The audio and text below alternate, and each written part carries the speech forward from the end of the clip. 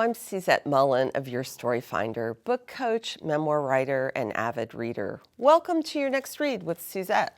And Somebody's Daughter is our next read. So why did I read this book? I'm a memoir coach and a memoir writer, and I love all things memoir. And Somebody's Daughter by Ashley C. Ford was an Oprah Book Club pick, and it just kept getting rave reviews. I mean, I had to read this book, right? For professional purposes. That's the great thing about my job as a book coach. I get to read for a living. So here are some key takeaways from Somebody's Daughter and also some tips for writers. Openings are critical for any book, especially for memoirs. You know that look inside feature Amazon has? I bet you've used it, and it may have been the deciding factor of whether you bought the book or not.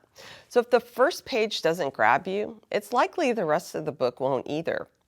Here, the author, Ashley C. Ford, chooses to open the book with a letter from her father that immediately grabs our attention, and it makes us curious. Why is the father surprised to hear from his daughter? Why is he in prison? Will he ever be released?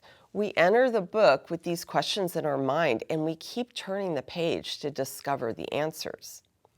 Now, you know that when you say, I'm just going to finish this chapter, and then you get to the end of that chapter and you feel compelled to read just one more. Effective chapter endings work that way, even in relatively quiet memoirs like this.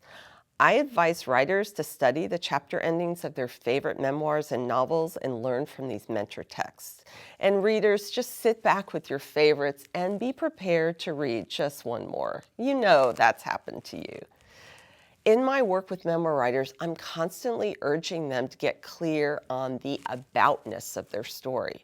And now before we even open this memoir, we have a clue of its aboutness based on the title, Somebody's Daughter. And there's entire chapters the author's father's barely mentioned, but we never forget this is a book about a life defined by the absence of an incarcerated father. We remember that golden thread woven throughout this remarkable memoir, even when it's not explicitly on the page.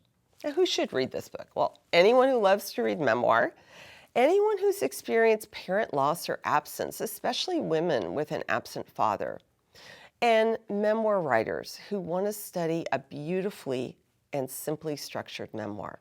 If you like Somebody's Daughter, here's some other memoirs you should check out. Long Live the Tribe of Fatherless Daughters by T. Kira Madden, Negative Space by Lily Dansinger, and The Part That Burns by Janine Willette.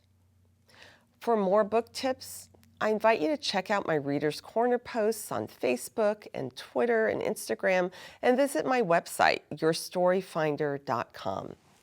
Somebody's Daughter by Ashley C. Ford is your next read.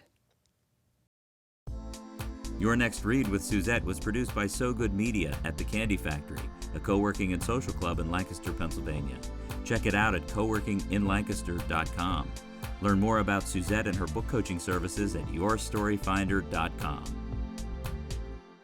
So good.